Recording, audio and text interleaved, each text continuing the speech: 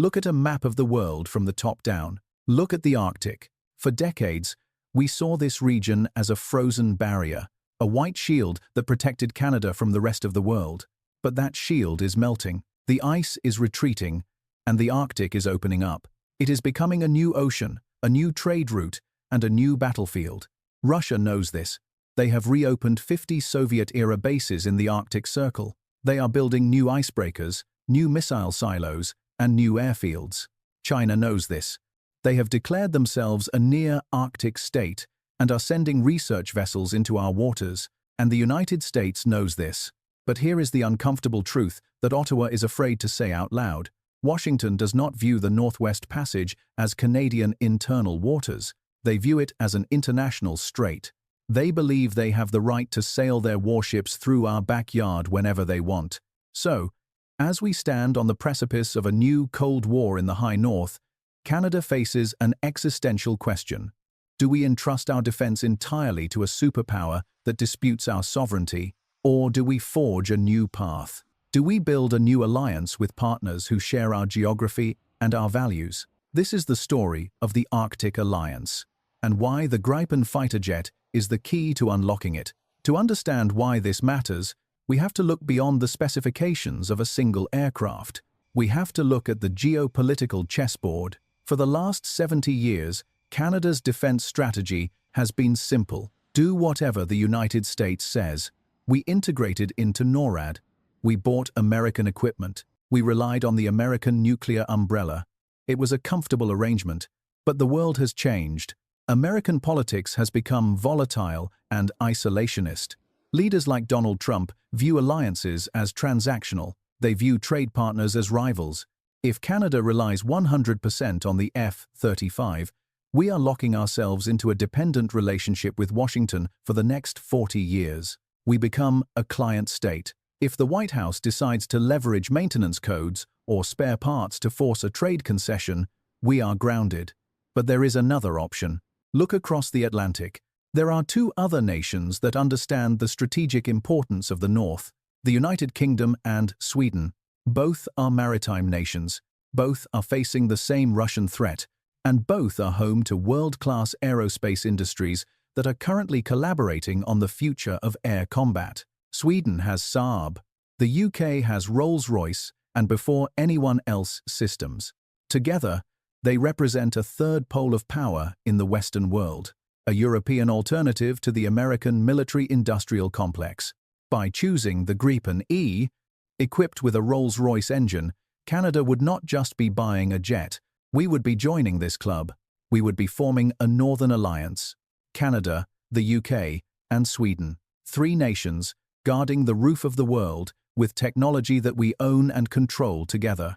Let's talk about why this specific aircraft is the linchpin of this strategy. The Arctic is an unforgiving environment. It is vast, empty, and incredibly hostile to machinery. The F-35 was designed for a global projection of power. It was built to kick down the door of enemy airspace in the Middle East or Eastern Europe. It relies on a massive logistical tail, tankers, AWACS, and heated hangars. But in the Canadian Arctic, we don't need a door kicker. We need a shield. We need a fighter that can live in the north. Sweden designed the Gripen E specifically for this mission. Their entire defense doctrine is based on denying Russia air superiority over a frozen landscape. The Gripen is designed to operate in small, dispersed packs. It uses a collaborative data link system that is arguably superior to anything the Americans have. One Gripen can track a target and share that data instantly with every other unit in the area, without saying a word on the radio. They hunt like a wolf pack, and crucially, they are efficient. Patrolling the Arctic requires endurance. It requires boots on the ground and planes in the sky, 24/7. The F-35 is simply too expensive for routine sovereignty patrols. Burning $42,000 an hour to chase away a Russian bomber is not sustainable. The Gripen allows us to have a constant presence.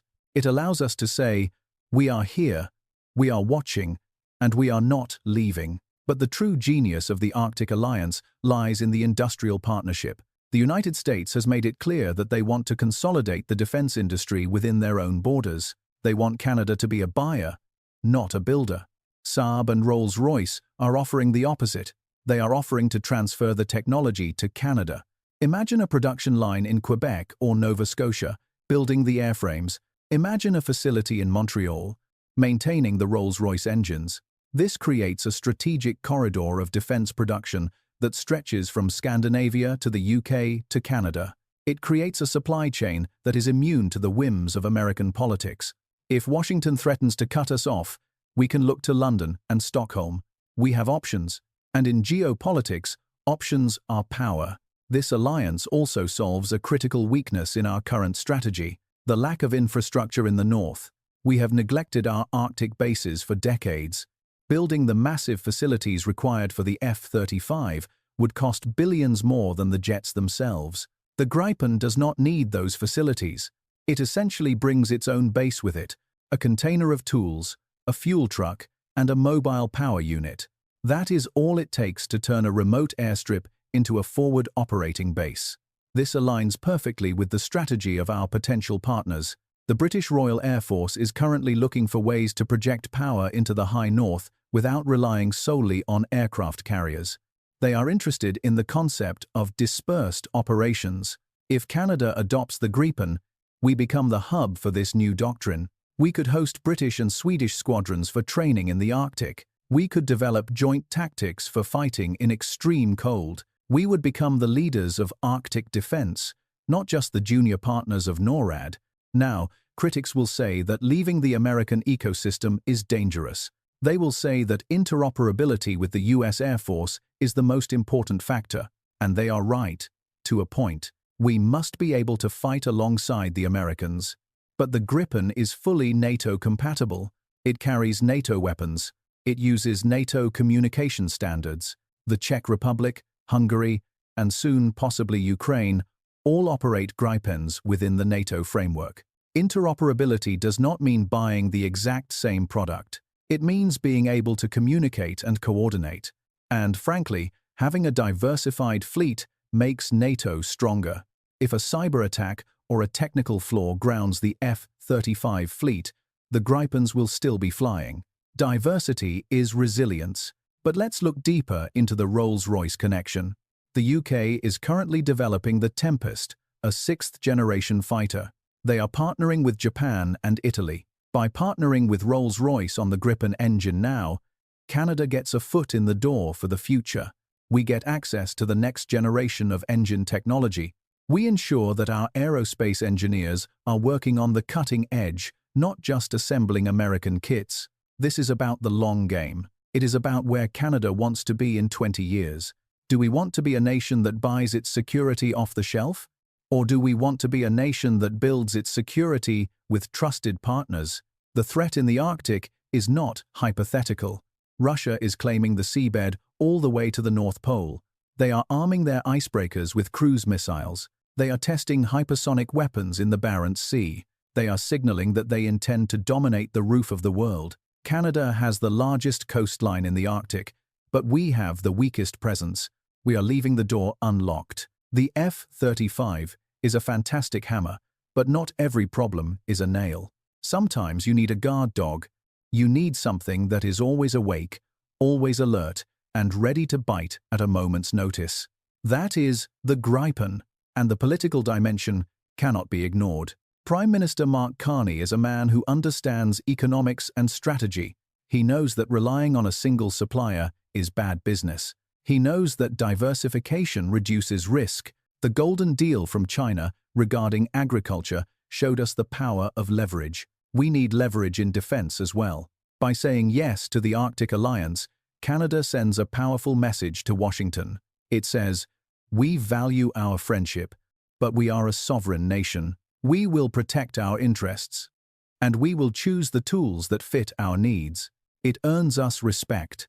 A sovereign Canada that can defend its own airspace is a better ally to the US than a dependent Canada that needs to be bailed out.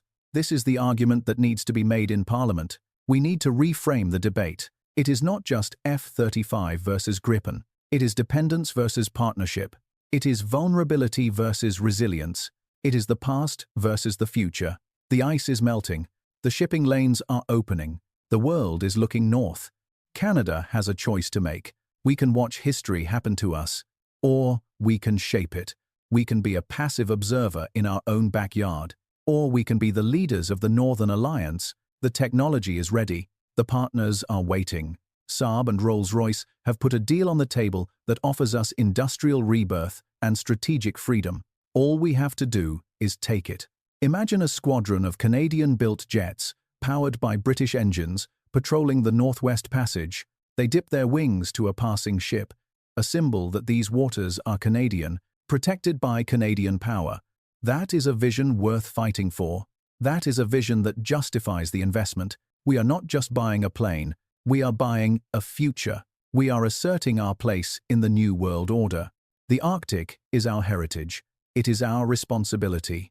And it is time we started acting like it. This decision will define Canada's role in the 21st century. Let's make sure we get it right. Let's choose the alliance that makes us strong. Let's choose the path of the North.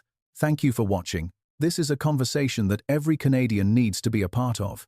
Share this video, discuss it with your friends, and let your representatives know that you want a defense policy that puts Canada's sovereignty first. Subscribe for more deep dives into the geopolitics that shape our world. We will see you in the next one.